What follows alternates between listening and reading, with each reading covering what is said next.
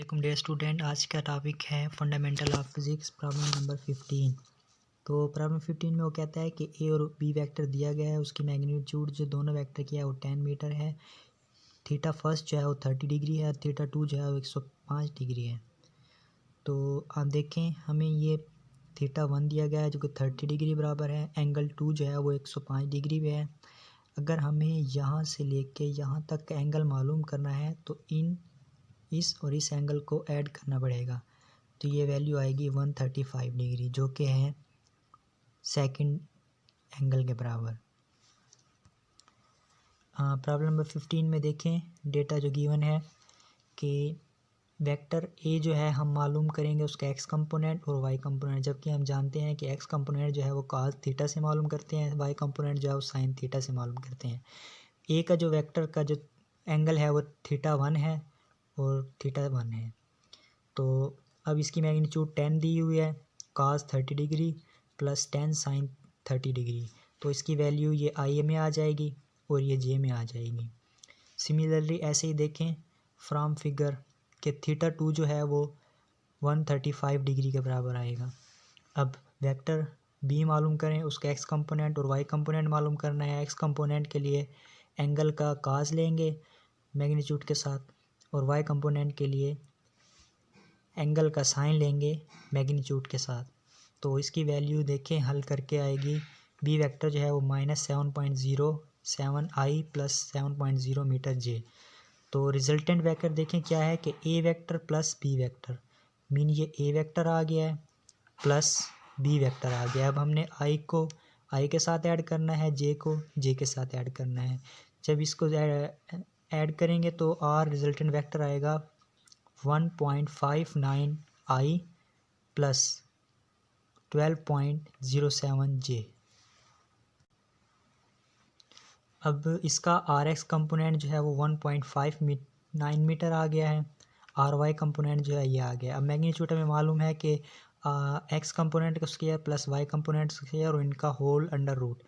तो x component आ गया है उसका स्क्वायर, वाई कंपोनेंट आ गया उसका स्क्वायर अंडर रूट, और इनका आंसर जो आएगा 12.2 मीटर आएगा।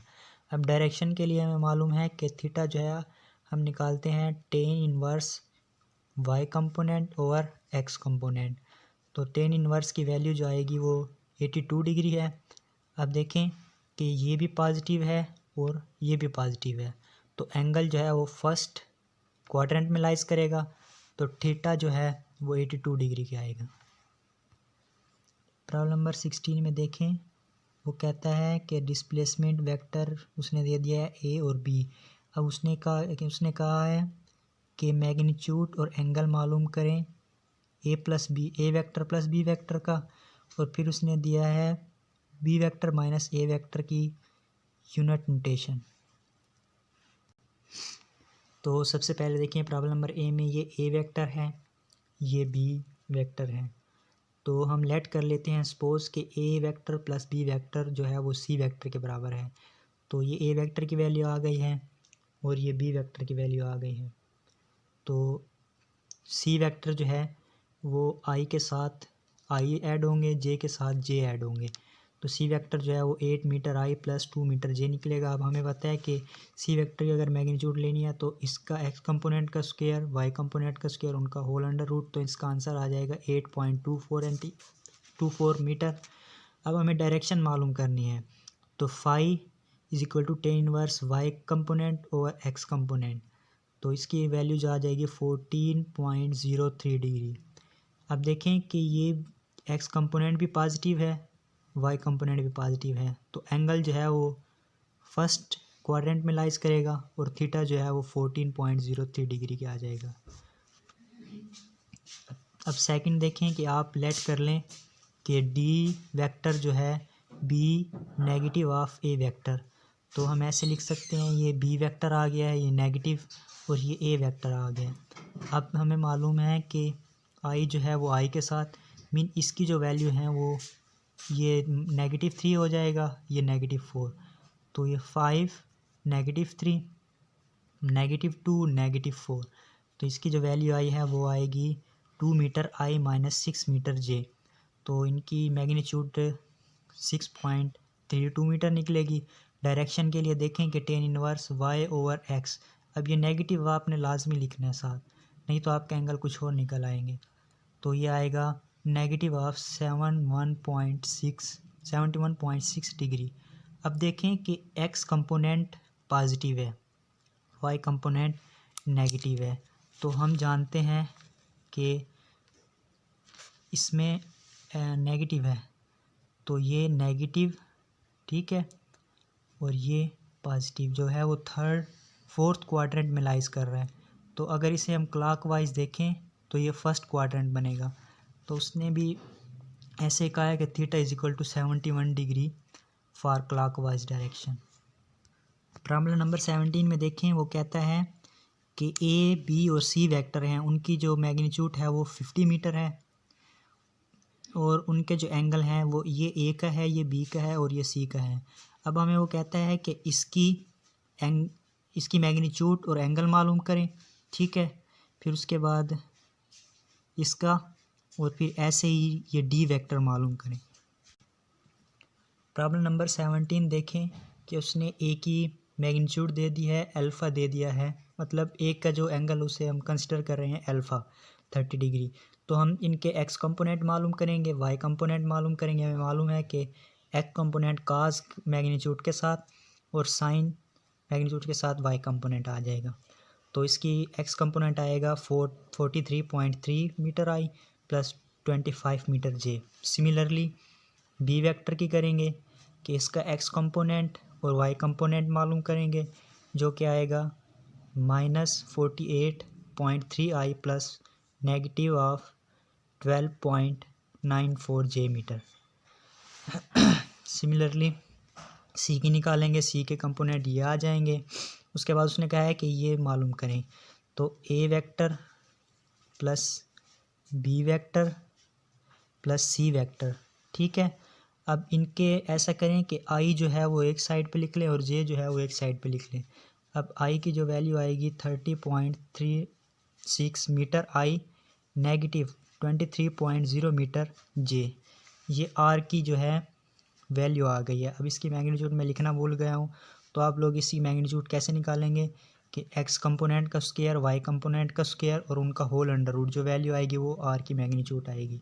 अब आर का थीटा मालूम करने के लिए देखें कि y component over x component का टेन इनवर्स, तो थीटा आ गया है नेगेटिव ऑफ 37.5। अब देखें कि ये पॉजिटिव है, ये नेगेटिव है। तो मैंने कहा था कि ये एक्स जो है वो पॉजिटिव और नेगेटिव जो है वो फोर्थ क्वाड्रेंट में होगा। अगर हमें क्लॉकवाइज मूव कराएं तो ये फर्स्ट क्वाड्रेंट बनेगा, तो इसका जो थीटा बनेगा वो 37.5 डिग्री बनेगा। अब पार्ट 2 में देखें, हमने जो मालूम करना है हम उसको ई वेक्टर के बराबर फर्ज कर लेते हैं। ये ए वेक्टर आ गया है, नेगेटिव ऑफ बी वेक्टर आ गया है, ये सी वेक्टर आ गया है। अब इनके कंपोनेंट को सिंपली ऐड करें तो ई वेक्टर जो है उसका एक्स कंपोनेंट ये आ जाएगा, वाई कंपोनेंट ये आ जाएगा। अब इसकी मैग्नीट्यूड हमने ऐसे मालूम करनी है। अब जो थीटा है वो मालूम करना है। अब देखें कि ये एक्स कंपोनेंट भी इसका पॉजिटिव है और वाई कंपोनेंट भी पॉजिटिव है। तो हम जानते हैं कि पॉजिटिव दोनों जो है वो फर्स्ट क्वाड्रेंट में होते हैं, तो theta is equal to 1.2 lies in first quadrant. ऐसे ही मैं आपको ये वेक्टर हमें मालूम करना है। मैं आपको इसकी हिंट दे देता हूँ कि ये डी वेक्टर जो है वो A vector plus B vector negative of C vector. आप ये मालूम करेंगे। ये मालूम करने के बाद आप इसकी इस मदद से ये जो है इसका थीटा मालूम कर लेंगे। प्रॉब्लम नंबर 18 में देखें, वो कहता है कि A in the sum A plus B vector, मतलब उसने ए और बी वेक्टर दे दिया है। वे वेक्टर की मैग्नीट्यूड जो है वो 12 है, काउंटर क्लॉकवाइज मतलब इस डायरेक्शन में, ये इस डायरेक्शन में, ठीक है। उसने क्या कहा है कि पॉजिटिव डायरेक्शन से, पॉजिटिव एक्स एक्सिस से, मीन पॉजिटिव एक्स एक्सिस से जो उसकी एंगल है वो 40 डिग्री है। एंड वेक्टर सी जो है उसकी मैग्नीट्यूड से 15 दे दी है और जो एंगल है वो 20 counter clock negative of x direction. ये चीज़ मैं आपको एक सेकंड समझाता हूँ। अब देखें, उसने हमें ये इक्वेशन दी थी, उसमें उसने ए वेक्टर की वैल्यू बता दी और सी वेक्टर, तो हमें बी मालूम करना है, तो बी हम ऐसे मालूम करेंगे। अब देखें फ्रॉम गिवन डेटा, जो ए जो है वो 12 मीटर है और उसका थीटा ऑफ ए जो है वो 40 डिग्री है। इसका एक्स कंपोनेंट मालूम करें, वाई कंपोनेंट मालूम करें।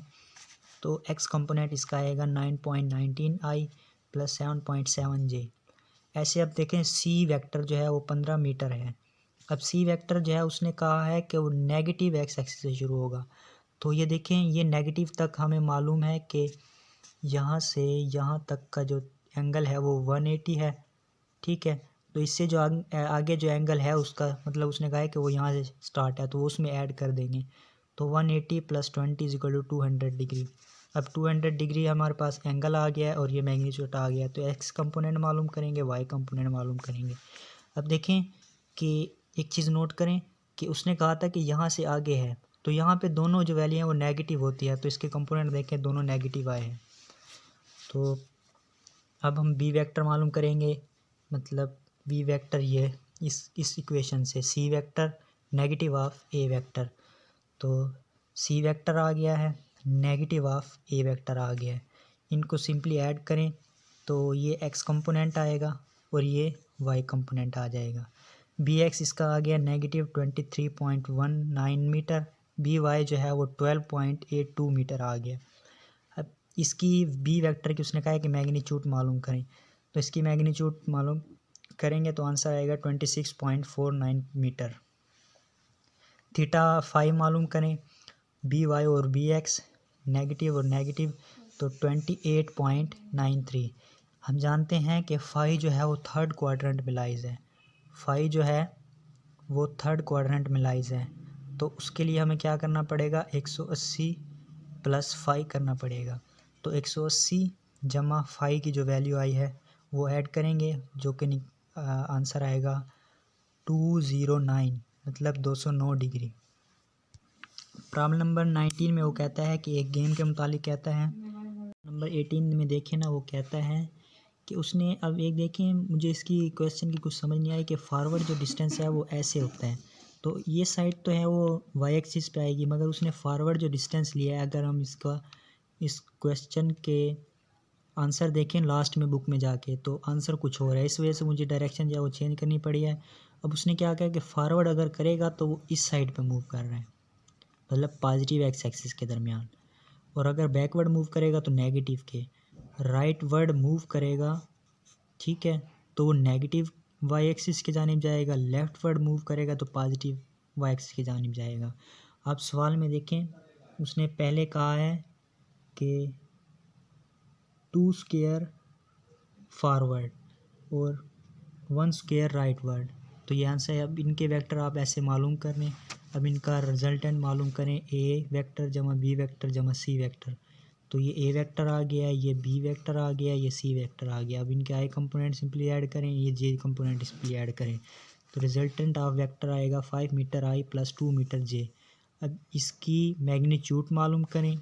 अब देखें ये दोनों जो है वो पॉजिटिव में है, तो ये फर्स्ट क्वाड्रेंट पे लाइज करेंगे, तो थीटा = फाई क्या आएगा, तो फाई जो है उसकी वैल्यू मालूम करेंगे 21.8 डिग्री आएगा, और इसकी डायरेक्शन जो है वो आएगी फॉरवर्ड टू लेफ्टवर्ड, मतलब फॉरवर्ड यहाँ से इसके तरफ 21.8 डिग्री। क्वेश्चन नंबर 20 में देखें, वो कहता है कि एक एक्सप्लोरर जो है उसे अपने बेस तक पहुंचने के लिए 5.6 किलोमीटर जो है वो नॉर्थ की जानिब मूव करना है, लेकिन वो बर्फ़बारी की वजह से, स्नो की वजह से जो है अपना रास्ता भूल जाता है और 7.8 kilometre north of due to east move कर जाता है। अब इसका उन्होंने कहा है कि हाउ फार, और उसे किस डायरेक्शन में अपने बेस तक पहुंचने के लिए कितना सफ़र और किस डायरेक्शन में करना चाहिए।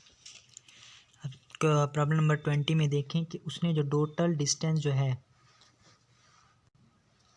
कवर करना है वो है 5.6 किलोमीटर नॉर्थ मीन।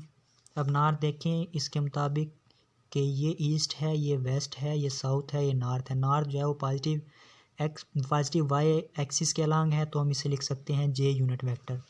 तो अब उसने जो डिस्टेंस खुद ट्रैवल किया है वो किया है 7.8 किलोमीटर, जबकि थीटा जो है वो उसका ईस्ट ड्यू टू नॉर्थ, मतलब यहाँ से वो ऐसे इस तरफ मुड़ गया है, मतलब यहाँ से यहाँ तक एंगल, मतलब 50 जो है वो यहाँ पे मोस्टली आएगा।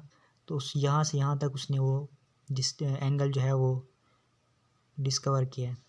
तो देखें ट्रैवल जो डिस्टेंस आएगा उसका बी cos थीटा आई, मतलब ये x component, vector of B का वाई कंपोनेंट, इनको हल करेंगे तो आंसर आएगा बी का जो एक्स कंपोनेंट वो आएगा 5.01 आई प्लस 5.98 किलोमीटर जे। अब देखें कि total distance to attain position, अब उसे अपनी जो एग्जैक्ट लोकेशन पे पहुंचना है उसका जो डिस्टेंस है वो बराबर होगा उसने जितना डिस्टेंस ट्रैवल कर लिया है जमा जो रजिस्टर डिस्टेंस उसे रिक्वायर्ड है अपनी पोजीशन पे पहुंचने के लिए, जो हमें भी मालूम करना है, वो बराबर है सी के। अब सी वेक्टर कैसे मालूम करेंगे, बी वेक्टर को इस साइड पे ले जाएंगे तो नेगेटिव ऑफ बी वेक्टर बन जाएगा। अब सी वेक्टर की वैल्यू हमें ए वेक्टर ये आ गया है, नेगेटिव ऑफ बी वेक्टर ये आ गया है।